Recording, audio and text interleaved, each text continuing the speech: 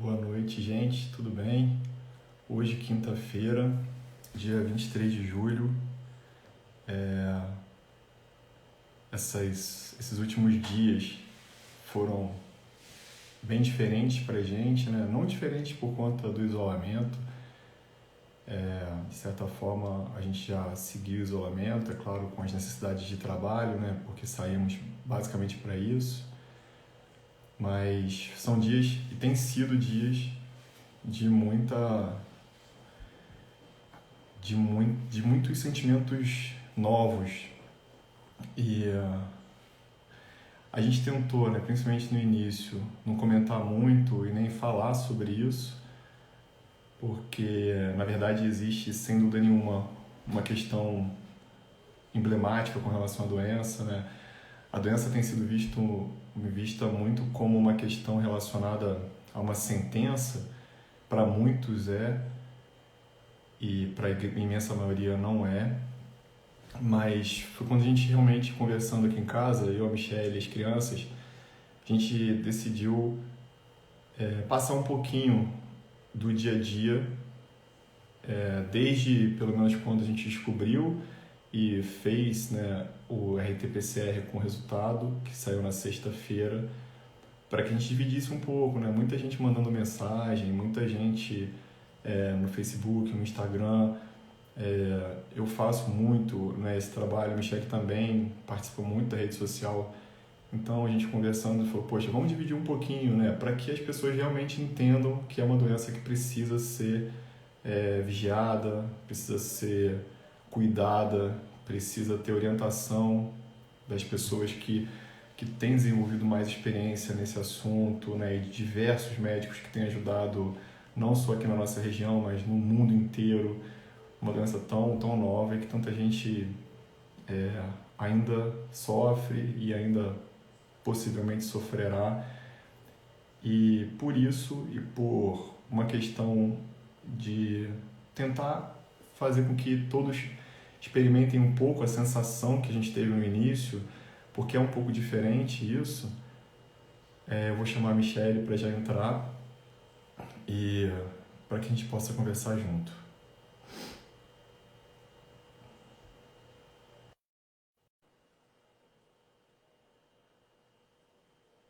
Esperando ela. Assim, oi amor, tudo bem? Oi, gente, boa noite. Então, Tudo eu estava bom? falando aqui Eu tava te sobre, ouvindo já. tava falando um pouco Pode continuar. sobre essa questão toda de como foi desde o início, né?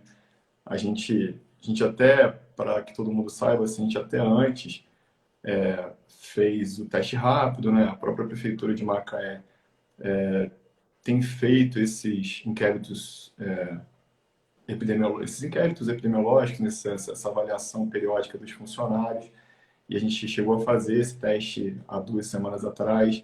A gente trabalha na Casa da Criança, aí no Dona Alba, e, e eu fiz lá na Casa da Criança num desses dias, em que todos os profissionais podiam fazer e ter acesso. Isso é uma outra estratégia da prefeitura que é sensacional, né? Aliás, a gente tem que realmente engrandecer todo o trabalho que tem sido feito pela nossa gestão municipal, que tem sido, sem dúvida nenhuma, o grande diferencial que a gente conseguiu carregar durante esse período inteiro e os resultados estão aí, né? Para quem ainda não viu, esses são os nossos resultados, os resultados da cidade que tem sido gerido de uma forma muito honesta e muito séria, com uma equipe de saúde muito dedicada e tomando muitas decisões corretas, né? Então, eu parabenizo mais uma vez o prefeito, né, o Aloysio, que é um amigo e que realmente merece todo o nosso respeito com relação à dinâmica e à condução da pandemia na cidade. Mas aí, amor, eu estava falando um pouco sobre as questões iniciais, né, de como que tudo aconteceu desde a fase inicial.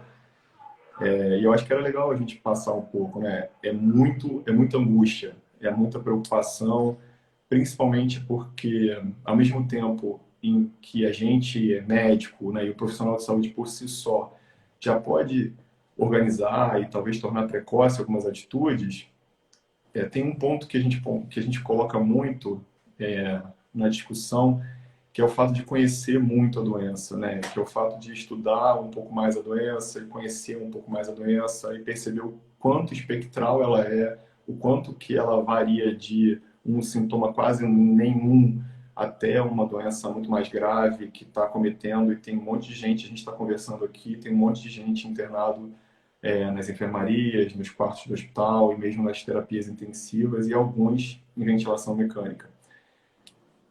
A gente queria realmente trazer um pouco dessa experiência de que falar sem ter tido talvez seja um pouco diferente, por mais empatia que a gente tente desenvolver e a gente exercite, né, a gente também percebe que nada como sentir na pele a dor do outro, nada como estar na dor do outro e sentir a nossa própria dor com uma doença tão, tão diferente, uma doença tão nova que por isso assusta e amedronta todos nós, mas sem dúvida nenhuma, eu acho que um dos legados dessa doença é justamente o nível de reflexão que ela te gera, que ela promove para que a gente tenha, e a gente tem tido muito essa reflexão, pelo menos desde semana passada, quando começaram os sintomas. Eu queria ouvir Sim. da minha paciente predileta para que ela contasse para a gente como é que foi o início da doença dela. Então, na Fala, amor. verdade, antes de falar um pouquinho de como foi o início da doença, eu queria dizer para vocês que a gente está aqui para passar um pouquinho da experiência, mas que antes de tudo eu sou muito grata, porque mesmo tendo apresentado um quadro que não foi nada agradável, mas não foi nem um pouco grave. Então, assim, eu sou muito grata, não estou aqui para fazer drama de que eu fiquei doente, enfim. É uma doença que é muito diferente, é muito nova. Eu não estou aqui como médica, eu estou como paciente, porque quem estuda essa doença, quem estuda Covid é o Gleison, ele é o grande especialista e graças a Deus eu fiquei em ótimas mãos, né? Como vocês sabem. Mas a gente está aqui só para tentar dividir um pouquinho mesmo, até porque recebemos muitas mensagens, e, enfim.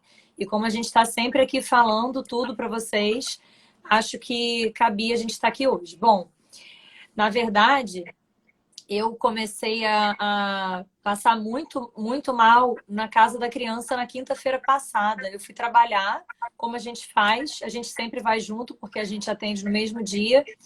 E aí o Gleison estava no telefone com uma paciente, de repente eu me senti fraca, comecei a sentir muitas náuseas, passar muito mal, com ânsia de vômito. E aí eu olhei para ele, meio que assim, sabe, num desespero, falei assim, eu preciso falar com você, eu tô passando mal. Vou confessar que, assim, na hora que eu comecei a sentir muitas náuseas, eu falei assim, gente, será que eu tô grávida? Possível um negócio desse, porque eu senti assim, náusea como se eu tivesse grávida, né? Eu falei, não, eu tô com Implanon, tenho 41 anos, não tem condição dessa altura do campeonato isso acontecer na minha vida, não. Aí, enfim, aí passou essa ideia. Até mandei mensagem para a Aline, que é minha ginecologista, ela não me respondeu, depois ela perguntou o que que era, eu falei, não, já resolvi. Ai, nem dei assunto mais para não dar, hoje que eu fui comentar com ela. Mas aí eu me troquei, me paramentei e fui para minha sala. E aí eu não consegui chamar nenhum paciente, fui direto pro banheiro porque eu tava com muita ânsia de vômito. De repente o Gleison entrou na salinha, olhou pra minha cara e falou assim, Michele, isso é Covid. Ele apavorado, com o olho arregalado. E aí eu falei assim, sai pra lá, Gleison, Covid nada. Não é nada, eu tô só enjoada. Pode parar. Não foi, amor? E aí, mas assim, mas no fundo, eu achei mesmo que fosse. Quando ele falou, eu falei, não, com certeza é, mas eu não queria dar o braço a torcer. E aí ele foi atender, eu fui atendendo os pacientes, passando mal, mas eu já tinha agenda marcada, paramentada, para não contaminar ninguém, obviamente, não encostei em ninguém, tomei cuidado triplicado e continuei o atendimento. Mas, enfim, ele foi para a sala dele e aí eu fiquei ruim. Desci, porque lá na entrada da casa da criança tem uma equipe que é maravilhosa e essa equipe afere a temperatura de todo mundo com o termômetro. E aí eu olhei pro, eu não sei o nome dele, um menino que fica lá embaixo. Aí eu falei, ai, você pode aferir minha temperatura? Aí ele foi, botou o termômetrozinho na minha testa, ele falou assim, 36,6, não tá com febre, não. Mas esse olho da senhora tá um negócio meio caído. Aí eu falei assim, ah, meu Deus, já deu o diagnóstico. Aí subi, falei, ah, tô com Covid, é Covid, tal, enfim. E aí fui seguir a conduta do meu médico. Ah, só uma coisa. 2 dias antes, isso foi na quinta-feira, 2 dias antes, na terça e na quarta, pela manhã eu senti náusea, mas como eu tenho refluxo, como eu sempre tenho algum problema gastrointestinal, eu não correlacionei. Eu achei que fosse mesmo do que eu já costumo sentir, que eu já tenho de vez em quando alguma coisa gastrointestinal, então eu não correlacionei a Covid, mas realmente nesse terceiro dia não tinha como, porque logo depois, quando eu cheguei em casa, eu comecei febre, enfim.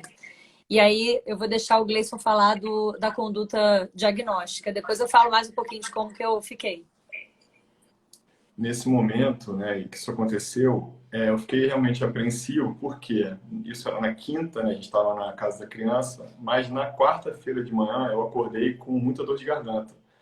Só que faringite irritativa é uma queixa que eu tenho regularmente, assim, vira e mexe eu tenho uma dor de garganta ao acordar, que geralmente desaparece durante o dia. Eu também tenho refluxo, então, assim, nesse período de pandemia a gente tem comido um pouco mais à noite, eu tenho dormido mais tarde, eu tenho atendido até muito tarde, né? Tenho feito alguns outros trabalhos, eu tenho trabalhado muito e por isso eu acabo deixando a alimentação por último. Mas nesse dia, essa dor de garganta persistiu. E eu me lembro que quando eu cheguei na casa da criança, eu ainda brinquei com a minha chefe, com a Fernanda, com a Fernandinha. Eu falei, olha, eu tô com dor de garganta desde ontem, mas pode ser Covid, mas eu acho que, né, a gente tem que observar só. Então, a Michelle começou na terça com a queixa de náusea, e eu comecei na quarta com a dor de garganta.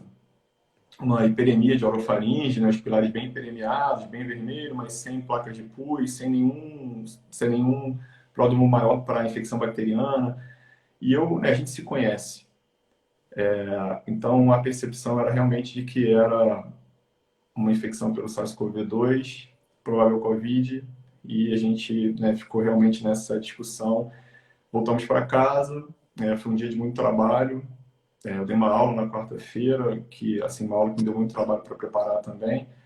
E é isso tudo, eu acho que também soma, né? A gente precisa, às vezes, desacelerar. E o que eu percebo muito nessa pandemia é que as pessoas têm utilizado a pandemia para desacelerar.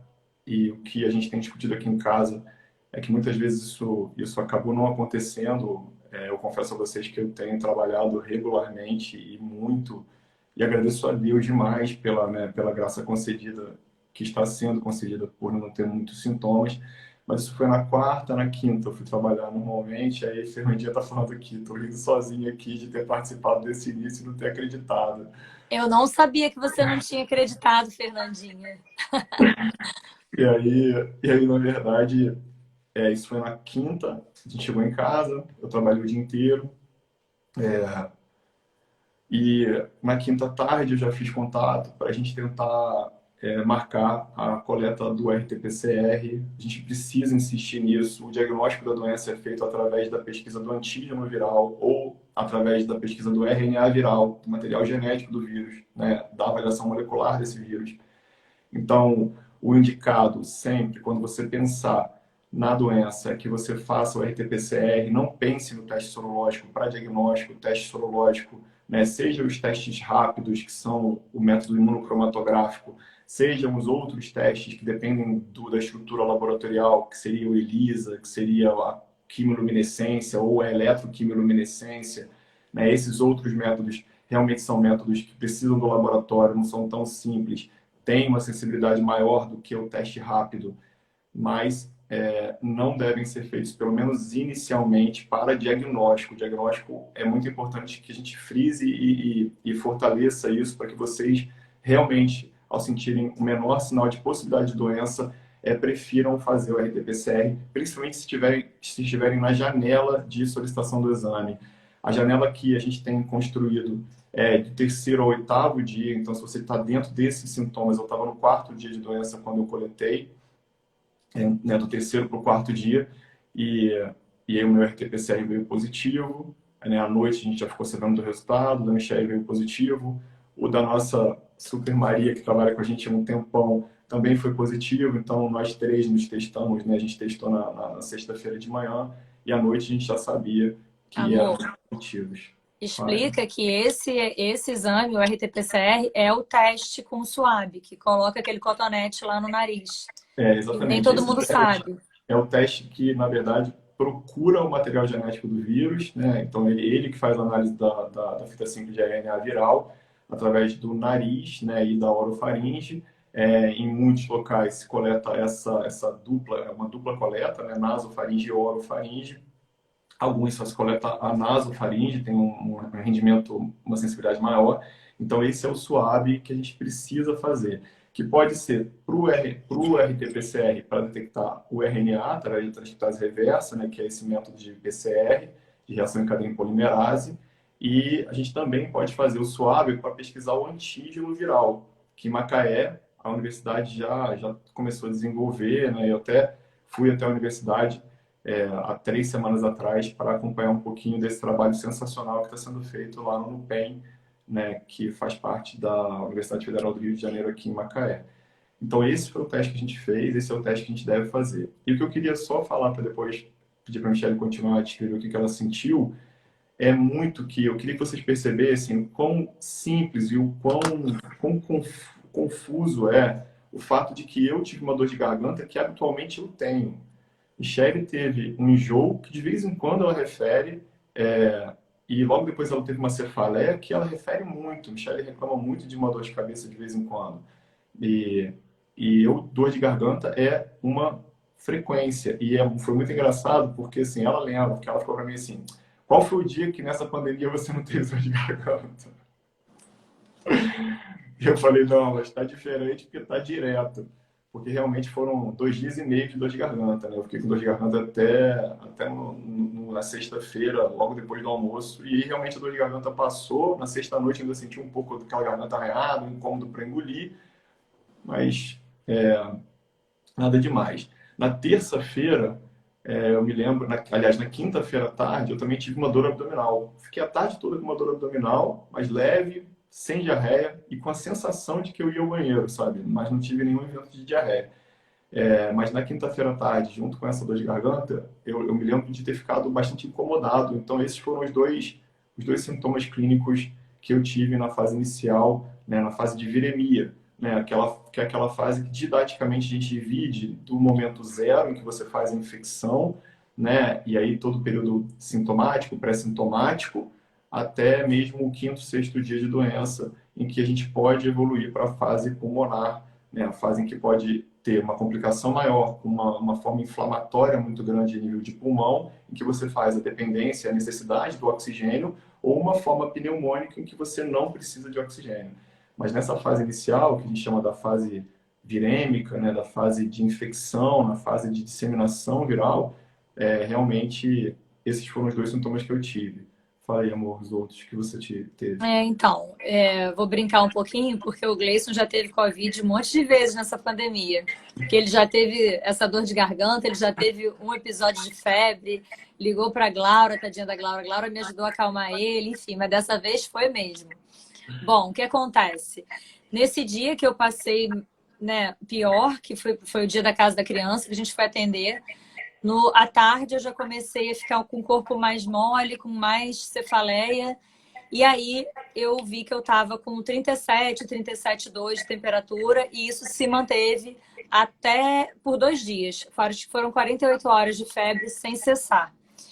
E aí é uma febre baixa, é uma febre que não passou de 37,6, mas que eu me senti muito prostrada. Então, assim, na quinta-feira eu ainda estava, né, conseguindo ficar bem e tal, mas na sexta-feira o negócio me derrubou e eu fiquei na cama, começou a intensificar a diarreia, eu só levantava para ir ao banheiro. Então, assim, foi bem puxado, eu me senti bastante fraca só que eu não sou muito de reclamar, sabe? Então eu fiquei lá na minha, quieta, mas o Gleison me conhece, acabou identificando.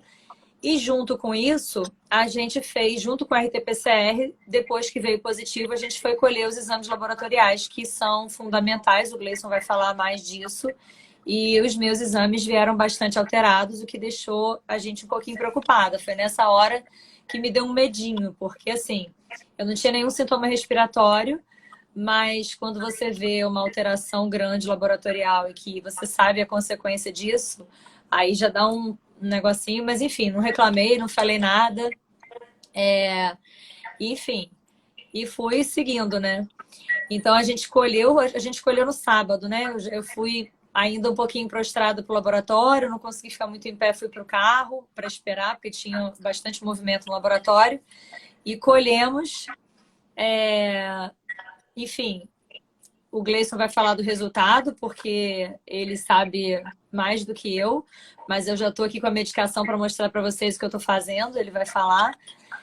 E depois disso, o que se manteve foi a diarreia. Eu mantive diarreia por 6 dias seguidos. Eu fiz depois medicação para tentar controlar, mas mesmo assim eu não consegui.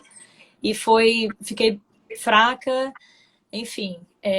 Tive que fazer um reboquinho na cara para estar falando com vocês hoje, porque realmente eu estou um pouquinho, né? Com aquela carinha que saiu de uma pequena guerra. Mas enfim, foi tudo bem. Amor, fala pra gente do resultado laboratorial. Maria Alva está perguntando aqui se devemos ou não tomar remédio para febre. Eu vou responder por mim, mas o Gleison vai falar pela Covid. Eu, como médica, faço antitérmico só depois de uma certa temperatura, 38, 38,5, porque o que acontece? O nosso organismo, a temperatura sobe porque ele está num processo de combater uma infecção. Então, eu que não sou muito a favor de tomar remédio toda hora à toa, eu prefiro usar antitérmico quando a temperatura é mais alta, porque eu entendo que é um processo que o meu organismo está passando para combater, mas é claro que ninguém vai ficar ardendo em febre. É uma febre baixa, entre 37 e 37,6,4. Fala, Gleice, estou errada? Não, a gente discute muito isso, né? Assim, eu me lembro da faculdade, tive um professor de infectologia que sempre falou isso e eu me lembro dele até hoje, porque é um cara sensacional, que faz um trabalho memorável.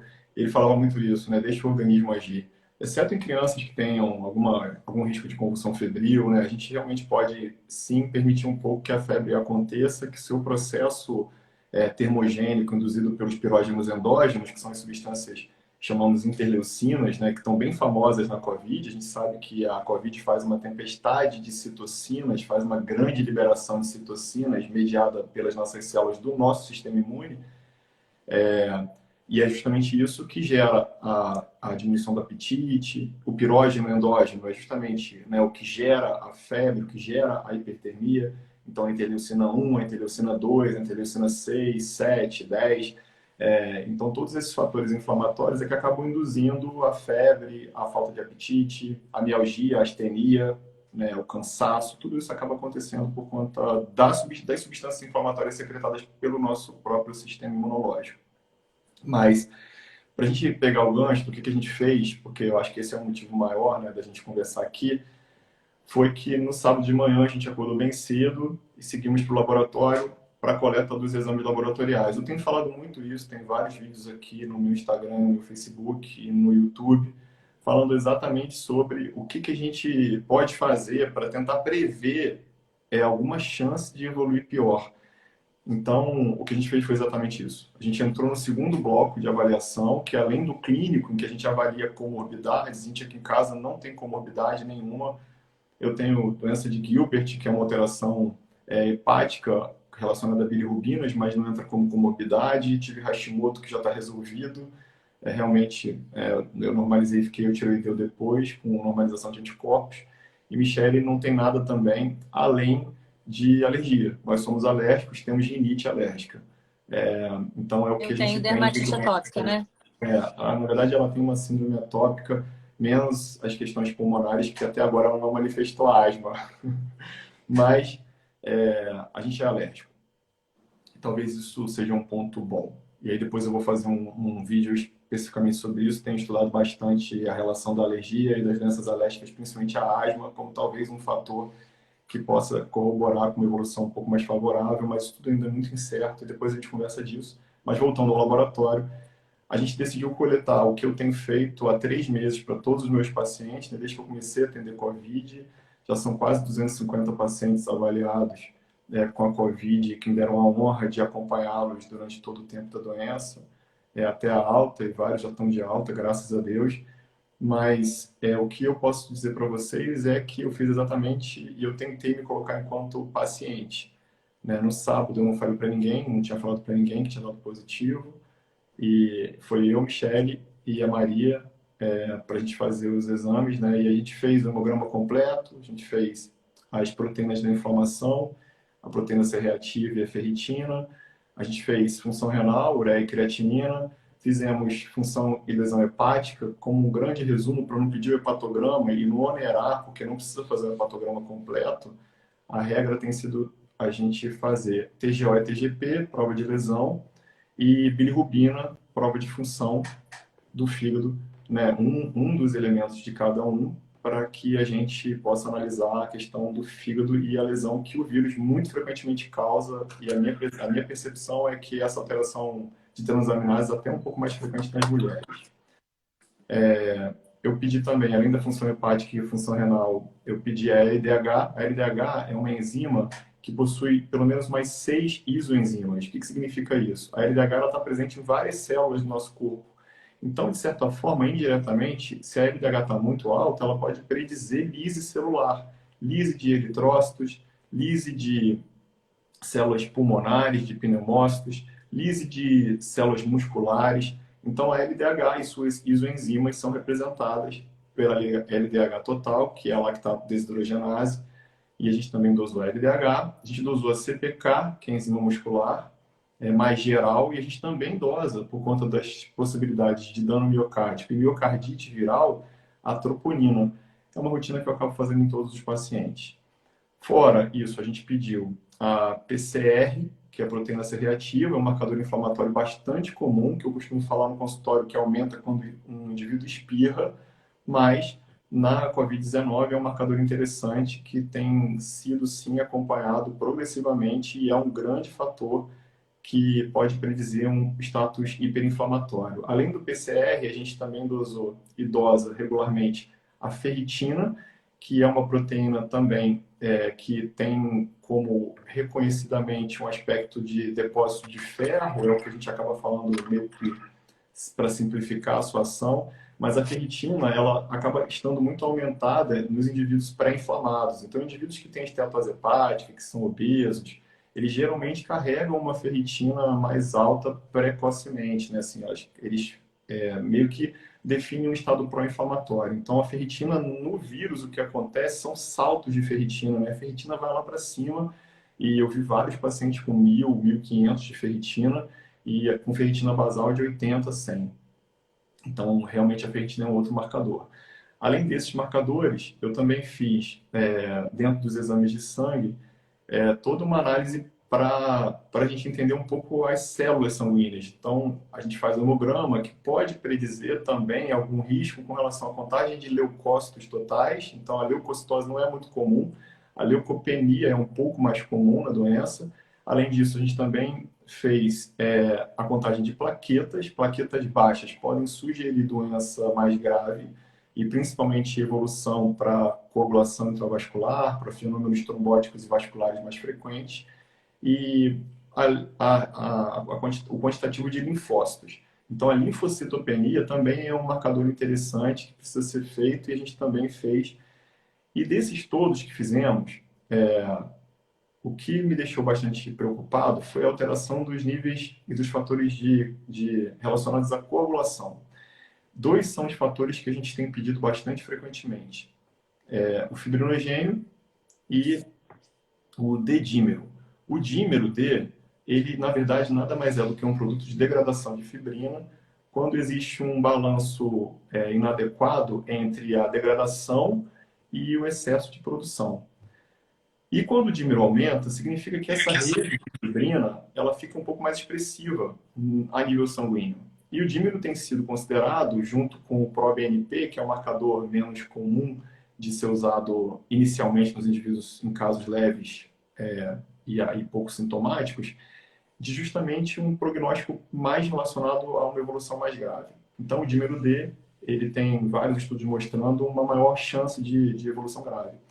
E aí, por isso que a gente acabou dosando tudo isso. O que para surpresa nossa, né, e para surpresa porque foi realmente um susto, confesso a vocês, quando eu recebi o exame à tarde, foi que ela tinha, na verdade, meus Ela, no exames caso, eu, né? Meu eram exame que veio exames alterado. bons, eram exames bons, assim, os meus exames, eu tinha uma ferritina que meu basal é 80 100, minha ferritina era quase 300, mas o restante todo era normal, eu não tinha mais nenhuma outra alteração no exame de sangue. Né, a proteína C reativa, o restante dos marcadores inflamatórios todos, que a gente tem chamado de biomarcadores, eram normais.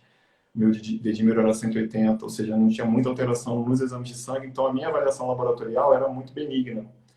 Mas, ao Amor, contrário, fala qual é o normal, o dedímero.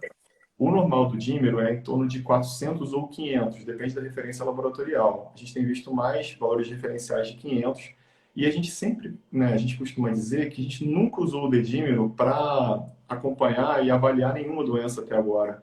Isso foi uma outra coisa que a gente aprendeu com essa doença. O dedímero tem sido usado como um norteador ou como orientador de anticoagulação. Alguns artigos sugerem que isso não deve ser feito de forma sistematizada, outros sim, né, mas os grandes protocolos não têm usado, apesar do Imperial College de Londres sugerir. Mas o que eu tenho feito desde o início é, sim, acompanhar e fazer essa avaliação prognóstica do dímero. E o dímero da Michelle, que era um valor de referência até 500, era de 3.257. Um dímero bem elevado, né, praticamente 6 a 7 vezes maior do que o valor normal. E o que a gente tem feito nas terapias intensivas e nas unidades hospitalares é que quando o dímero é maior de 3 vezes, e aí tem alguns serviços maior de 5 vezes, se indica anticoagulação plena e a internação dos pacientes por conta dessa alteração muito importante protrombótica, ou seja, pró-coagulante, com maior chance de coagulação intravascular, nesses indivíduos que fazem um dímero D, e a Michelle fez essa alteração, teoricamente, no quarto para o quinto dia de doença. Né? Então, uma alteração que já era muito precoce. E eu tenho presenciado alguns indivíduos que fazem diarreia mais profusa com um dímero D muito elevado, não foi a primeira paciente, e prontamente o que eu tenho feito é a anticoagulação, quando necessário, plena, ou pelo menos uma anticoagulação bem generosa. Bom, quando eu vi aquilo, eu confesso a vocês que ser médico nessas horas é bem difícil, porque eu olhei para mim e falei, e aí, quem vai tomar a decisão? Eu preciso dividir isso com alguém. E, e aí, nessa hora que a gente acaba agradecendo demais todos os amigos que médicos que estão no front, que têm uma experiência sensacional, que eu tenho aprendido muito nesse tempo todo, tanto do Hospital Público Municipal, quanto da São Lucas, quanto da Unimed, né, 3 serviços sensacionais que têm feito um trabalho lindo com todos os pacientes. E aí, tentei falar com algumas pessoas, não consegui, né? Aquela hora, sabe? Você precisa falar com alguém e aí você não consegue falar com as pessoas que você lembra na hora.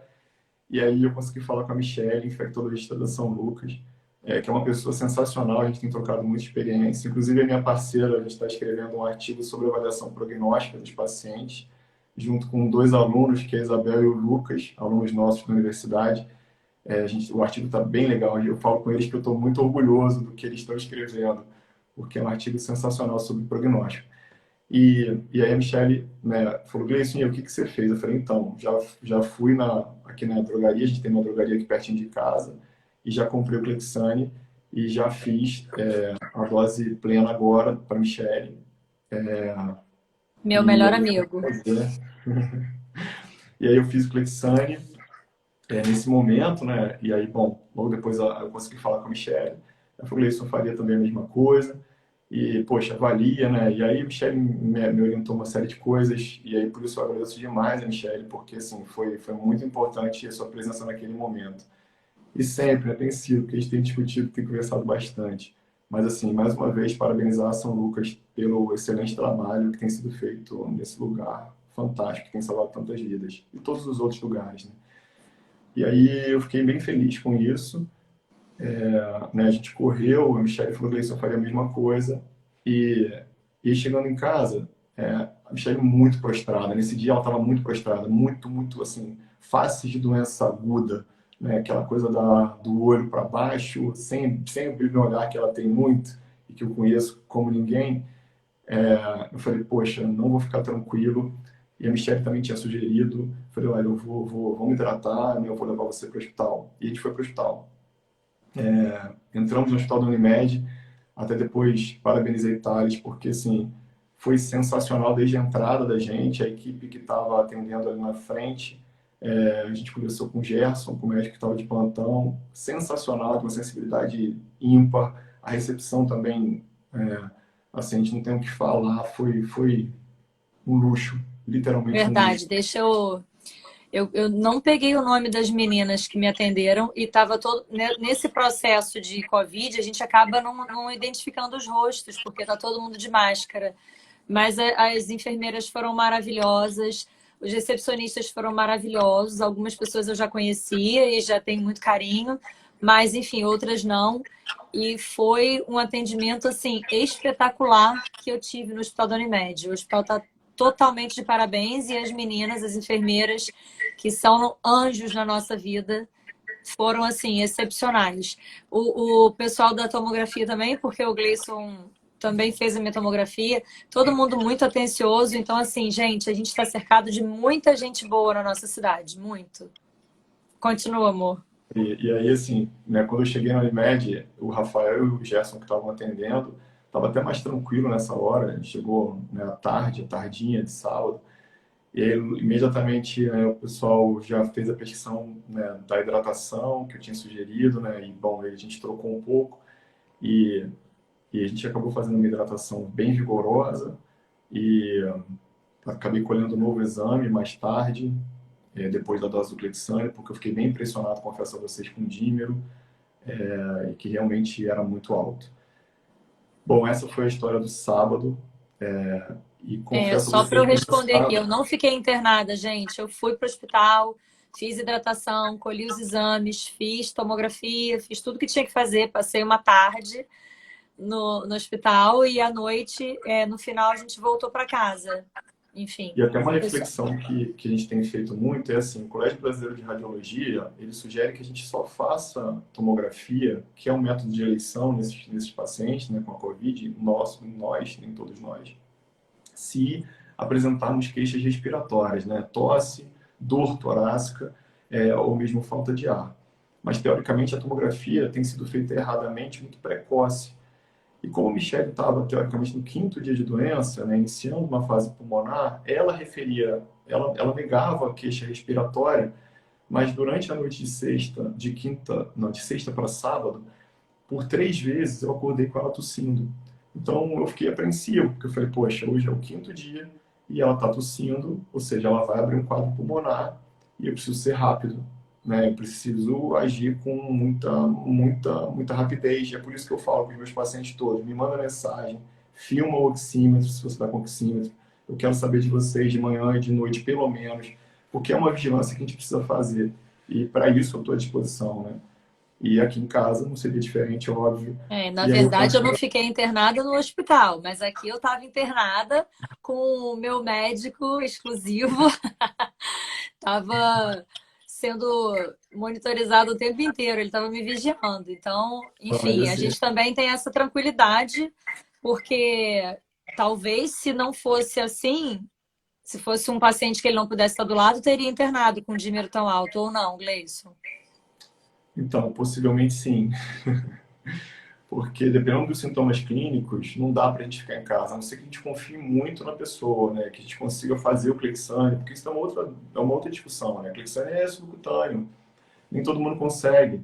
A gente conseguiu fazer Clexane em vários pacientes, e né, chegou alguns momentos que eu tinha 30, 35 pacientes anticoagulados em casa, com muita tranquilidade, porque eles me passavam a tranquilidade de poder fazer isso. Mas, bom, é sempre uma vigilância que precisa ser feita, redobrada. E aí, nessa noite, de sexta para sábado, como ela teve a tosse, né, toda hora eu botava a mão para acompanhar a febre, ela ainda muito febril, no sábado eu decidi, quando eu fosse para a Unimed, também tomografar, e a gente fez a TC de tórax foi normal. Isso, confesso a vocês, que foi um maior alívio. Assim, quando eu vi a TC de tórax normal, aquilo foi um, uma tranquilidade muito boa, né? Porque, assim, pô, enquanto pneumologista, eu confesso a vocês que eu estava bem angustiado. Eu nem queria fazer a minha, porque assim, eu Gente, falei, vai pô, chorar, amor. eu não tenho sintoma nenhum, então assim, eu não preciso de TC, mas a Michelle precisa, porque ela tinha tosse, apesar de eu não falar nada e nem estar manifestando tosse, assim, né? Porque ela durante o dia realmente não tossia. E aí a TC normal, eu entrei na cabine, assim, de máscara paramentada, até entrei assim, falei, bota a máscara todo mundo, por favor, que eu preciso olhar a TC.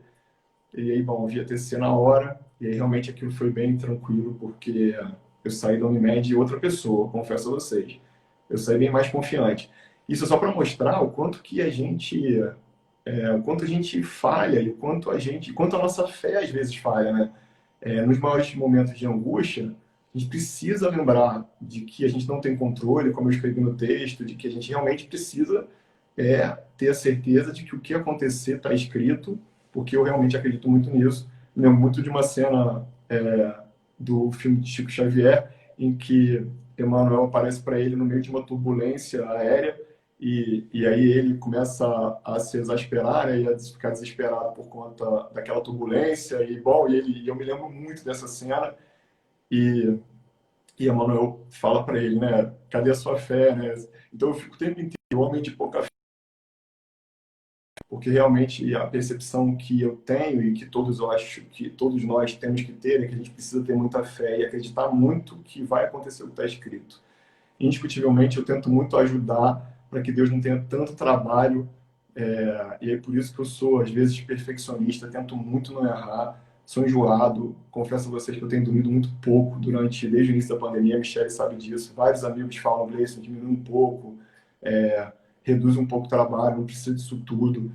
Mas realmente eu fico muito angustiado com tudo que está acontecendo. Confesso a vocês que hoje um pouco menos, porque a gente já domina um pouco melhor a doença, mas a fase inicial foi muito dolorida, porque realmente é uma doença que a gente precisa controlar muito de perto. Deixa eu falar uma coisa para vocês. A gente está falando isso tudo para vocês, mas o tempo inteiro eu falei para minha irmã, para o meu pai, para minha mãe que estava tudo bem, que não tinha problema nenhum. Nesse dia que a gente foi para o hospital, só quem ficou sabendo foi meu cunhado, que inclusive se declarou para mim, falou que eu sou uma irmã para ele. Enfim, mas falando de fé, nesse dia que o Gleison falou para mim, Michelle, a gente tem que ir para o hospital. Eu falei com duas amigas que são muito queridas. Eu falei, tô com um pouco de medo. Falei para Tatá e falei para Ana. Aí, e elas na mesma hora falaram, não, vai dar tudo certo, coragem, tô orando por você, enfim. E não sei se vocês sabem, eu sou espírita e quando a gente estava, eu não tenho pouca fé. Eu tenho muita fé e muita gratidão a tudo. E naquele momento que eu estava lá, que a enfermeira chegou com o soro, a primeira coisa que eu fiz foi pedir para a espiritualidade, para os médicos da espiritualidade, fluidificarem aquele soro, me dar ali na hora tudo que eu mereço e que eu precisava naquele momento. E eu vou falar para vocês assim, a certeza de que eu saí dali muito melhor, claro que a gente vai ser hidratada, enfim. Mas, gente, eu acho que nem tudo a gente pode ver. E essa certeza de que eu fui abençoada, de que eu fui ajudada, eu tenho. Não estou aqui falando isso de bobeira, é realmente o que eu acredito. E naquele momento até o Gleison me chamou, eu fiz assim com a mãozinha para ele, porque eu estava em prece, pedindo para que a espiritualidade naquele momento fluidificasse aquele soro, aquele líquido que ia me beneficiar naquele momento. E realmente a gente saiu de lá muito melhor. Aquilo foi um divisor de águas para que eu melhorasse. Claro que a hidratação é importante, mas a partir desse momento eu melhorei absurdamente. E foi muito engraçado quando ela fez assim para mim, eu percebi que ela estava em oração e eu entrei em oração também, então eu acho que, né, claro que a gente sempre ajuda, apesar de estar nesses dias, eu acho que foram dias de muita oração, muita presença e indiscutivelmente a espiritualidade muito junto. E foi muito interessante porque durante a semana, eu vou contar essa história aqui, pedindo autorização para ele, a gente tem um carinho muito grande pelo trabalho que o Padre Gleison faz na Santo Antônio. Verdade. E aí, Padre, não sei se o senhor está por aí, mas eu vou ter que contar essa história porque realmente a conexão é muito grande. E na terça-feira de manhã ele me mandou uma mensagem cedo. Tá tudo bem com vocês? E aí eu respondo para ele de manhã. Eu tenho assistido algumas missas, né, assim. E aí na terça-feira ele me mandou essa mensagem. Eu falei, tá tudo bem. E o senhor? Ele falou, tudo bem também. Eu falei, que bom. E ele me falou, é porque eu sonhei com vocês dois. Sonhei que eu ia dar um abraço em vocês. E você falou, não se aproxima porque eu tô com sintomas da Covid. Isso foi na terça-feira de manhã, né? E Foi quando começaram meus sintomas. na quarta-feira de manhã eu começo com sintomas, o Michele começou na terça. E aí no sábado de manhã, quando eu fiquei sabendo do resultado na sexta-feira à noite, eu mandei mensagem para ele.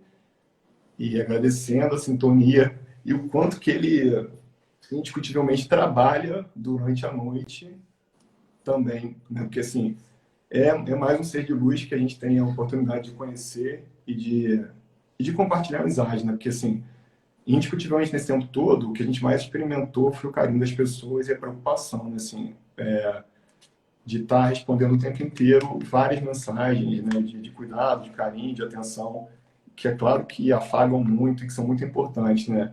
Confesso a vocês que ontem à noite, depois que a gente colocou, né, na rede social, algumas pessoas já estavam sabendo, é claro que depois a gente foi falando aos poucos, né, para um outro paciente um pouco mais tranquilo também falava, porque eu achava que eu também não tinha que dividir essa preocupação com eles, a preocupação tinha que ser com eles, para eles, né, então eu posso me preocupar, mas realmente a divisão era que ninguém ficasse preocupado comigo, né, então por isso que a gente deixou para falar só hoje no 8º, 9º dia de doença, para todo mundo de uma forma mais aberta e até dividir um pouquinho a experiência tão angustiante dessa doença que é um dia de cada vez, né? A gente está num dia, né, no meio de uma possibilidade de complicação, porque o 8º, 9º dia são dias ainda complexos, mas a gente também sabe que todos os marcadores até agora são bons. Eu ainda não tomografei meu tórax, possivelmente nem sei se vou tomografar, porque eu realmente não tenho sintoma respiratório nenhum, é o que eu falo com os meus pacientes, eu não tomografo todo mundo. Mas, se aparecerem alguns sintomas ou se vier alguma orientação, bom, se eu achar que eu devo tomografar, como eu tenho feito para vários pacientes, eu tomografo, porque a gente fica mais tranquilo. E com relação aos remédios, né, porque eu estou vendo muita pergunta aí de medicação, a gente umas 3 semanas atrás, 3 semanas atrás. 3 semanas atrás, a gente está buscando um paraíso, né? A gente sabe que nosso paraíso é a nossa casa, né? A gente está querendo a gente está buscando alguns lugares para ter roça. Eu gosto muito de roça. Michelle agora tem gostado muito de roça. Então, bom, a gente tem visto algumas coisas, tem buscado. E a gente foi num lugar e Michelle chegou desse lugar cheia de carrapato. Bom, eu sem nenhum carrapato. Apesar de ser A positivo, aliás, essa história do A positivo e do O, gente, tá caindo, tá? Então, nenhum outro estudo mostrou e não reforçou essa ideia de A teria mais chance de doença grave e O menos chance, não. Ainda tem muito estudo pela frente, mas a princípio está caindo com relação à gravidade. E aí, a Michelle chegou cheia de carrapato. Nesse dia, ela optou por tomar uma droga que ela tem quase que de cabeceira dela, porque ela tem ivermectina, que é uma medicação usada para sarna epidêmica, para escabiose. E de Não, dois em gente, dois... não, calma. É Não, porque eu sou dermatologista, não sei se todo mundo sabe, eu sou dermatologista e com frequência eu atendo escabiose, que é sarna. E já peguei algumas vezes, então eu tomei um ranço de pegar sarna, então eu sempre tenho ivermectina em casa. Tenho permetrina, tenho ivermectina, sempre, é certo que eu tenho. Bom, e como eu faz me o enchi de ritual. A cada carrapato, dois falei, meses, a vou. cada 2 meses ela usa. Ai, meu Deus. Não é assim não, Gleice está exagerando. Mas como eu tinha ivermectina em casa e eu tava cheia de carrapato, fiquei enlouquecida com aquilo, tomei minha dose de ivermectina. Falei, vou tomar esse negócio. Aí Tatá também teve carrapato, Gerson, a galera que foi com a gente, enfim, tudo no carrapato. E aí tomei ivermectina. Falei, Gleison, tomei ivermectina, de repente já tô garantida pra Covid, hein? Aí ele falou, Michelle, deixa de ser doida, tá? Não sei o quê. Eu, Você não vai querer tomar? Eu falei, eu não tenho carrapato. é. Aí, enfim, como eu sempre tenho uma caixinha, né, com 4 comprimidos, tomei 2 e os outros 2 ficaram reservados lá. Aí, quando veio o teste positivo, eu falei, quer saber? Vou lá tomar minha ivermectina para garantir, porque, né, sei lá, o Gleice falou que não tem estudo científico, tal, besteira. Tomei. Gente, deve ser besteira mesmo esse negócio, porque, ó, tomei 3 semanas antes, não adiantou nada. Peguei essa doença. E eu aqui em casa que fiquei toda encalacrada, porque o Gleice ficou ótimo sem ivermectina e eu toda doida. Não, as pessoas ficam perguntando, né, assim, pô, você usou alguma coisa? Mais uma vez, eu acho que a gente tem que ter, reconhecer a graça concedida e o quanto que a gente pode realmente ficar um pouco mais tranquilo quando a doença não se mostra muito mais forte.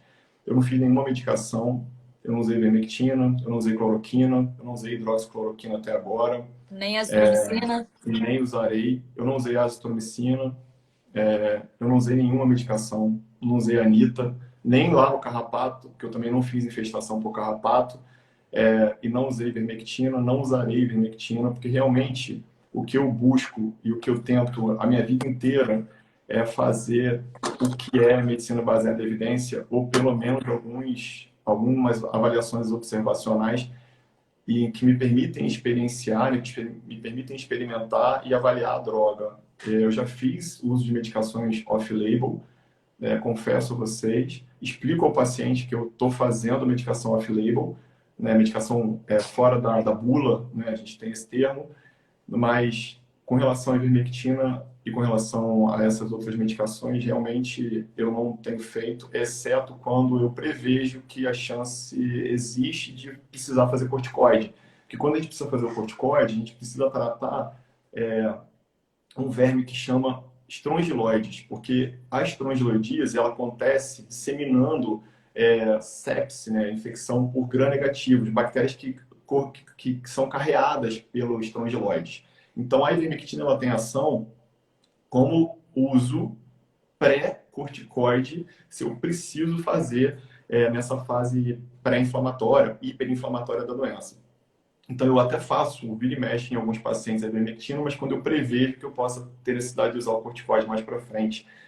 Mas não por conta da ação antiviral dela, porque realmente eu não acredito. Eu acho que a cloroquina, a hidroxicloroquina, a ivermectina, a nitazoxanida são drogas legais pra caramba, que podem, sim, de certa forma, preparar o organismo para possíveis efeitos grandes com relação à infecção viral, mas no que eu já vi até agora, realmente não é uma prática clínica que eu tenho feito em todos esses pacientes que eu avaliei e acompanhei. Então, eu não ia usar o que eu realmente não fiz para praticamente ninguém, E exceto no meu algumas. caso, eu só fiz o Clexane por conta de precisar fazer anticoagulação, né?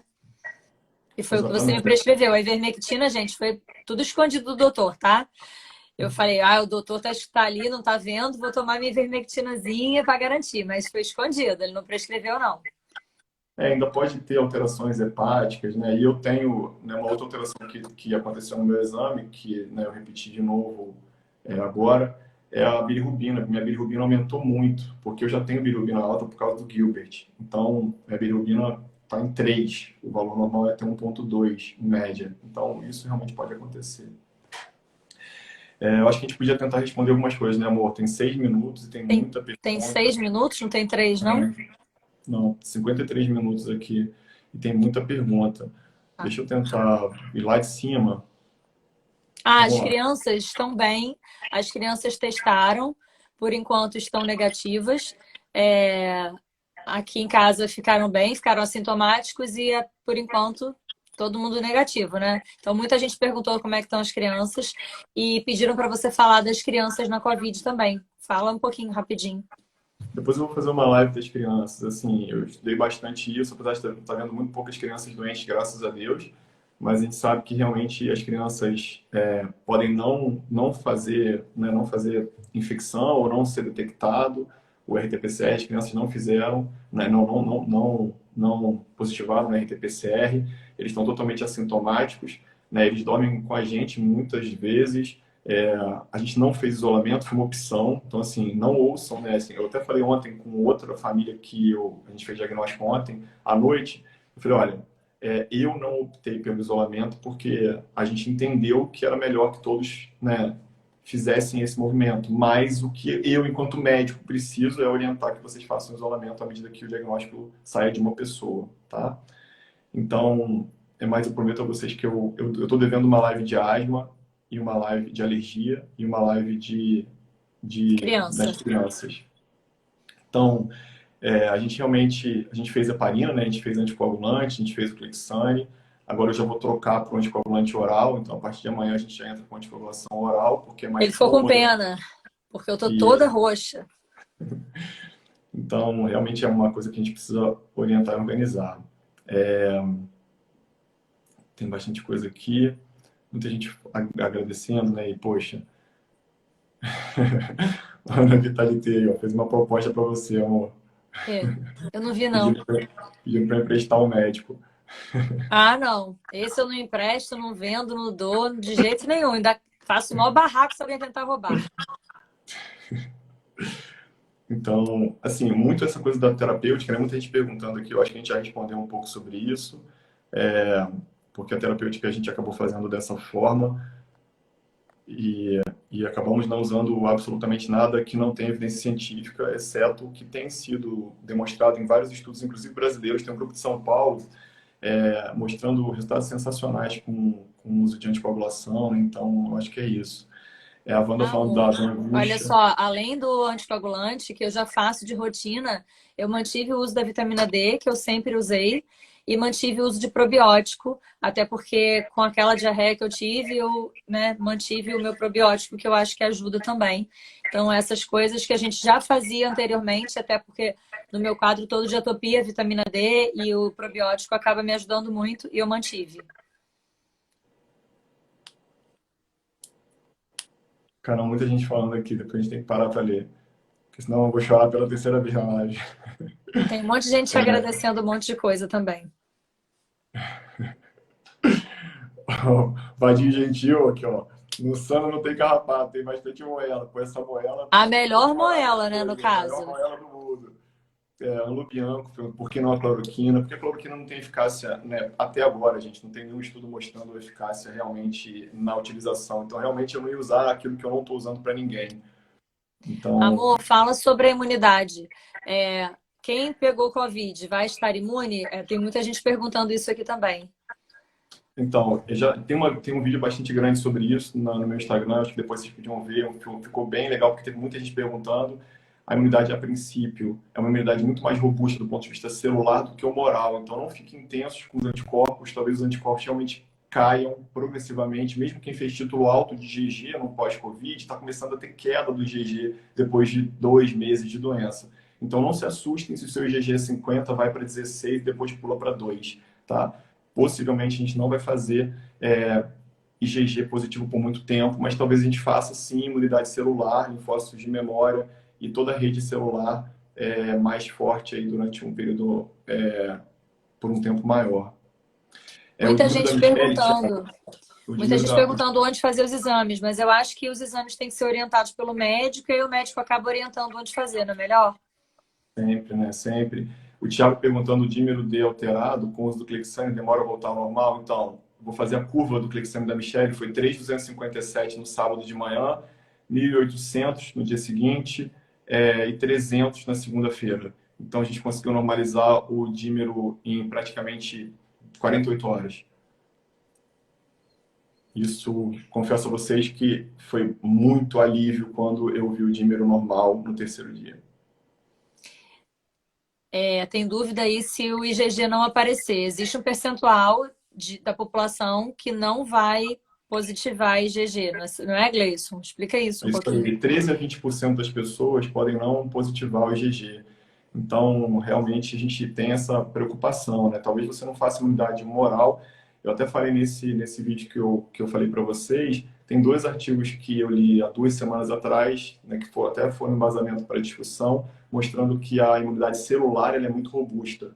Ao contrário do que a gente pensava antes. A imunidade moral, sim, ela talvez seja menos forte.